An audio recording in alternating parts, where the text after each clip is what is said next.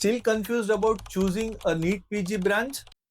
Even after seeing videos of so many doctors, so many practitioners, are you still confused about choosing the PG branch? So let me genuinely try to clarify your doubts. Let us get to root of all the problems. जैसे आपने सबसे पूछना शुरू किया सभी senior से, doctor से, practitioner से जो आपको ब्रांच चूज करनी थी, तो सभी लोगों ने उसके नेगेटिव पॉइंट्स और कुछ पॉजिटिव पॉइंट्स बताए। That's created started creating doubt in your mind. अब प्रॉब्लम यह है कि हर ब्रांच के प्रॉज एंड कॉन्स है। हर ब्रांच में कुछ पॉजिटिव चीजें हैं, कुछ नेगेटिव चीजें हैं।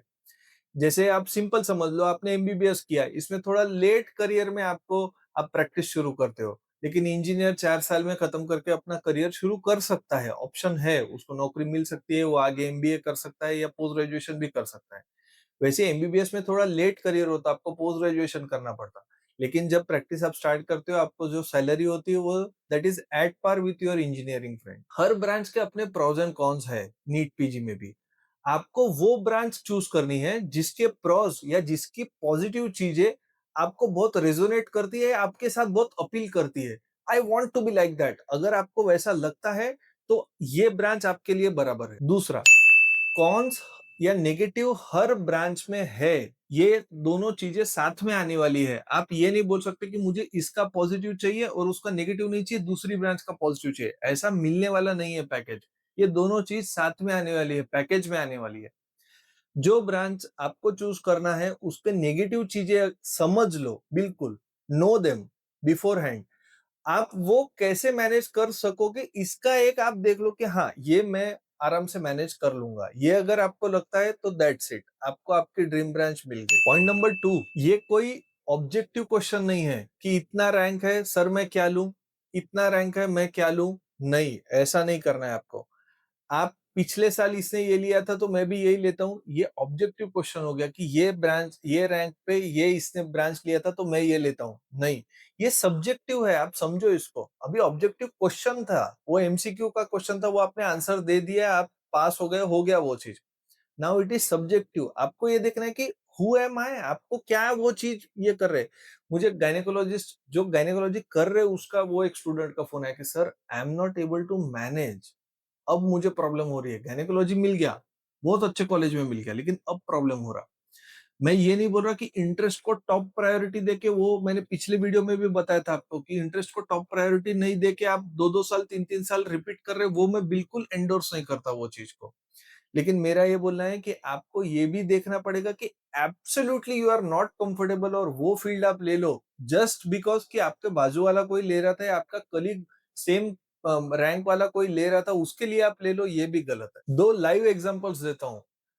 स्टूडेंट का नाम ले लूंगा। एक डॉक्टर है, डॉक्टर एम, उसका फोन आया, वो बोलता है वेस्ट बंगाल ओडिशा वहां पे रहता है और उसके पास में फंड्स की थोड़ी सी कमी है।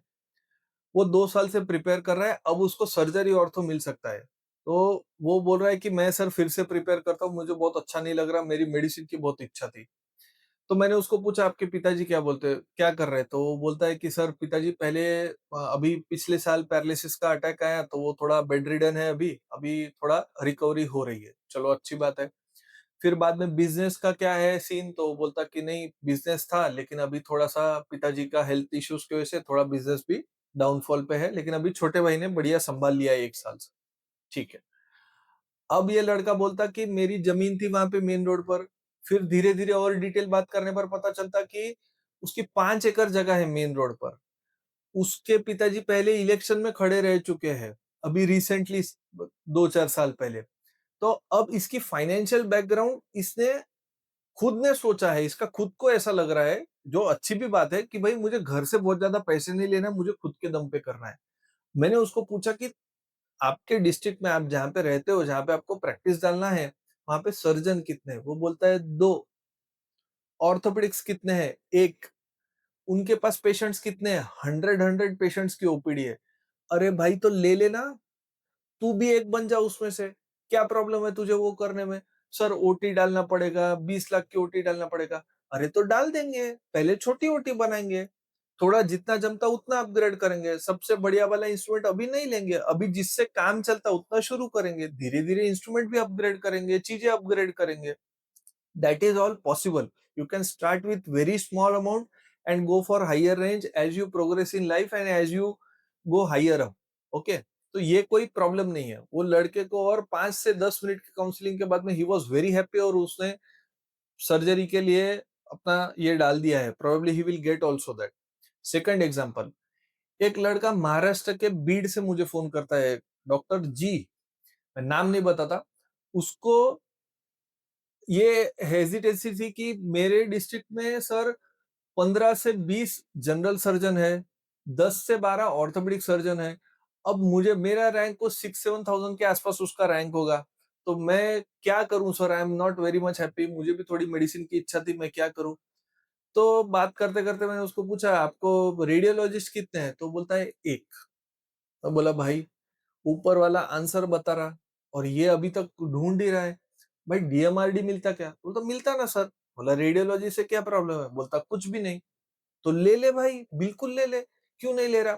सबसे पहला गांव का सिटी स्कैन डालो, सबसे पहला एमआरआई सेंटर डालो, सबसे अच्छी सोनोग्राफी करो, महंगी मशीन लो. एक ही बार का इन्वेस्टमेंट है, जिंदगी भर उसमें से पैसा मिंट करते रहोगे, क्या प्रॉब्लम है?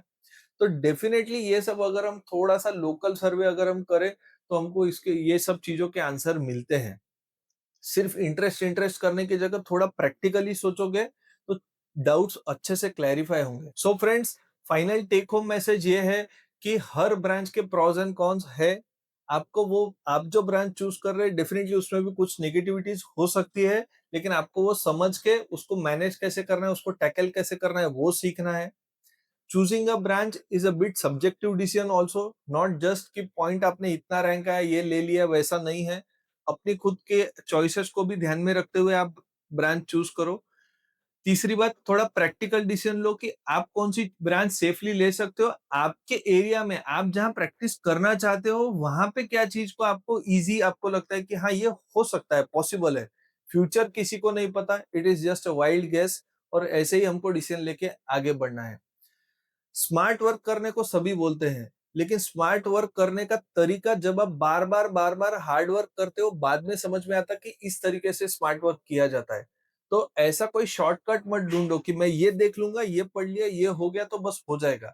ऐसा कोई शॉर्टकट नहीं है. Do not find shortcuts in these things. If you want more clarification regarding anything you can write in the comment box. I will reply definitely.